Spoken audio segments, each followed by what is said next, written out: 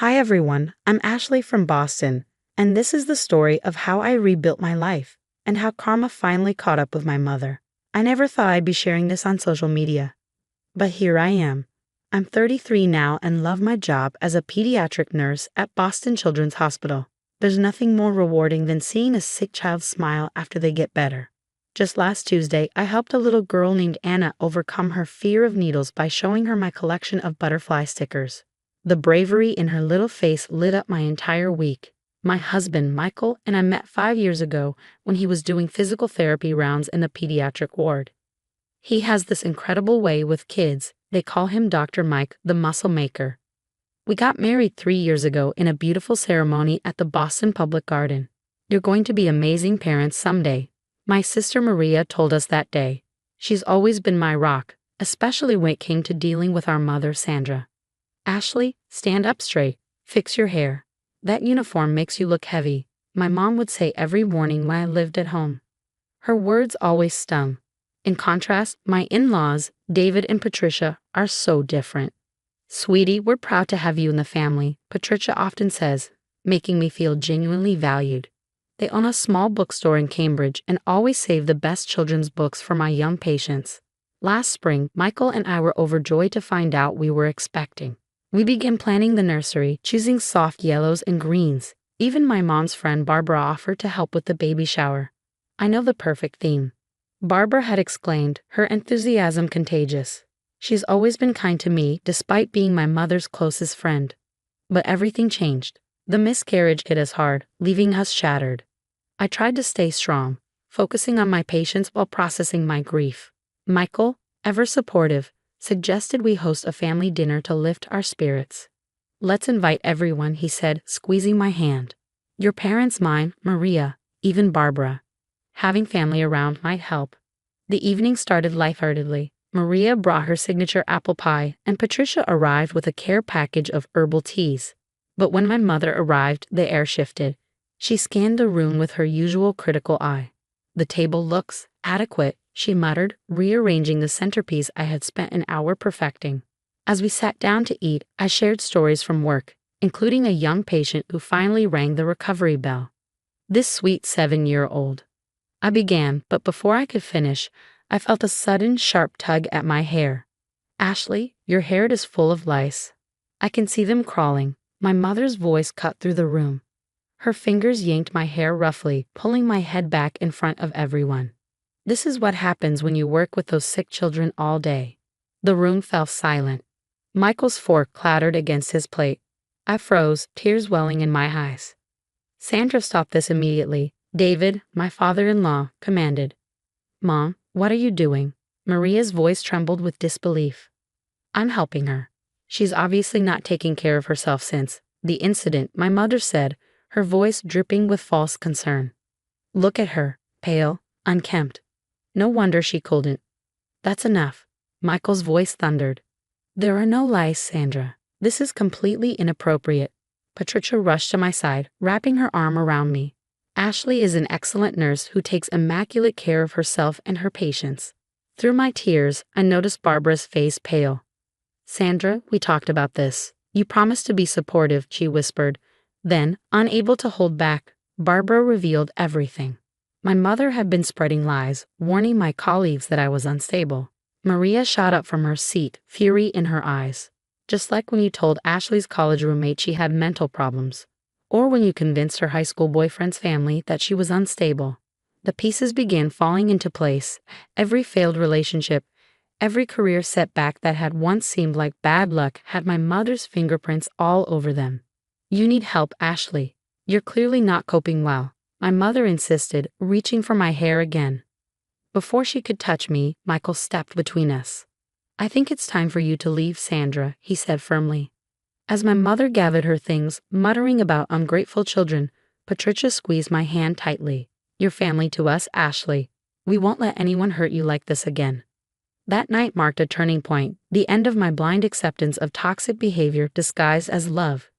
Standing in front of the mirror later, I realized the only things that needed to be removed from my life were the toxic people eating away at my happiness. In the week following the dinner, I took time off work to process everything. While cleaning my home office, I stumbled upon my old high school diary, tucked away in a dusty box. As I flipped through the pages, it was like opening a door to a haunted house of memories. One entry hit me hard. Your mother called the admissions office. Read an email from my dream college in California. She expressed concerns about your ability to handle the program. I had forgotten about that. Despite my perfect grades, I was waitlisted and ended up at a local college instead. Just then, my phone buzzed. It was Barbara. Can we meet at Thinking Cup on Newbury Street? There's more you need to know. At the cafe, Barbara's hands trembled as she slid a folder across the table. I've been keeping records, she said. Your mother, she's been busy. Inside were printed emails, text screenshots, and handwritten notes. My mother had contacted my previous boss at Massachusetts General Hospital, claiming I was emotionally fragile. She told my ex-boyfriend's parents I had severe psychological issues. She even approached the principal at the school where I volunteered, suggesting I wasn't fit to be around children. Later, when I showed Maria the evidence at her apartment in Cambridge, she shook her head. She did the same to me. Remember that art scholarship I turned down? Mom told the committee I was copying other artists' work. My phone lit up with a text from Dr. Martinez, my supervisor. Ashley, we need to discuss some concerning calls we've received about your performance. My chest tightened, but this time I wasn't paralyzed. I immediately called Patricia, who served on the hospital board. Your mother has been spreading rumors, she confirmed. But don't worry, I've spoken with administration. They know exactly who she is now. As I sifted through more emails, I uncovered more damage. A rejected apartment application in Back Bay. Your reference raised concerns. A canceled speaking opportunity at a nursing conference. We've received troubling information about your background. That evening, Michael found me surrounded by papers in the living room. Look at this, he said, showing me his phone. I found Mom's old emails. She was writing to my parents for months before our wedding, trying to convince them you were wrong for me. He wrapped his arms around me, but we saw right through it. That's why Dad insisted on hosting so many family dinners to show you what real family support looks like. The next day, I started therapy with Dr. Thompson in Brookline. Boundaries aren't punishment, she explained. They're protection. I also joined a support group for people with toxic family members. During one session, a young woman shared how her mother sabotaged her art exhibition. Her story mirrored mine so closely that, for the first time, I felt truly understood. At our weekly sister lunch at Tat Bakery, Maria handed me her childhood diary, filled with eerily similar experiences. We're not alone anymore, Ashley, she said, and we never will be again. For the first time, I felt empowered. Each painful revelation was a step toward freedom. The pattern wasn't just emerging, it was breaking. And with it, my mother's power over my life was crumbling.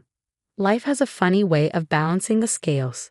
6 months after setting boundaries, I was thriving at Boston Children's Hospital, my new pediatric care initiative, focusing on emotional support for long-term patients, caught the attention of hospital administration.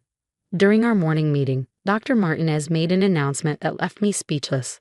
We'd like to promote you to head of pediatric patient care. Your dedication to these children is exactly what we need. The same week, my mother's carefully constructed world began to crumble. Her real estate business faced multiple complaints about unethical practices, and former clients came forward with evidence of fraudulent dealings. Surprisingly, it was all completely unrelated to my situation. Did you hear about Sandra? Barbara asked during our weekly coffee meet. The Better Business Bureau is investigating her company. Apparently, she's been misleading elderly clients about property values. I focused on my work, channeling my energy into helping others. I launched a program called Healing Hearts at the hospital, connecting families dealing with childhood illnesses. Watching parents support each other reminded me of the power of genuine compassion. One afternoon, while organizing a charity drive for underprivileged patients, I received unexpected news. My mother had lost her position on the hospital board. Financial irregularities had been discovered in her committee's accounts. Ashley, your new program is amazing, a young mother told me, tears in her eyes. Having someone who understands what we're going through means everything. Around the same time, Michael and I discovered we were expecting again. This time, we kept the news private, sharing it only with our trusted inner circle. Maria organized a small celebration at her place, filled with genuine joy and support. Meanwhile, my mother's social circle was dissolving. Barbara had finally shared evidence of my mother's manipulation with their friends. I couldn't stay silent anymore, Barbara explained. Too many people were getting hurt. As I stepped into my new leadership role and prepared to guide my expanded team, I realized something profound. The best revenge isn't about getting even. It's about getting better. My mother's actions led to her downfall, while I had built something meaningful and beautiful from the ashes of her toxicity. The Healing Hearts program now helps dozens of people weekly. My career is flourishing, my marriage is stronger than ever, and our baby is due in the spring. Sometimes the most powerful response to toxicity is simply living well and helping others do the same. Standing at the window of my office at Boston Children's Hospital, watching the sunset over the city skyline, I reflect on how far I've come. Healing Hearts has expanded to 3 other hospitals, and my support group has helped over 200 people rebuild their lives. My mother lives alone now, her reputation and business in ruins, not because of anything I did, but because her own actions finally caught up with her. She still tries to reach out occasionally, but I maintain my boundaries firmly and peacefully. Last week, I held my newborn daughter for the first time, surrounded by people who truly love us. Looking into her eyes, I made a promise. She will grow up knowing only genuine love and support, never manipulation disguised as care. Sometimes the best ending isn't about revenge. It's about breaking cycles and building something better. Have you ever had a family member publicly humiliate you, only to watch karma naturally catch up with them? Did you cut them off completely or give them another chance? Share your story in the comments below. Your experience might help someone going through something similar. If you'd like to hear more real stories about overcoming toxic relationships and building a better life, hit subscribe and turn on notifications. This supportive community means everything, and I can't wait to read your thoughts below.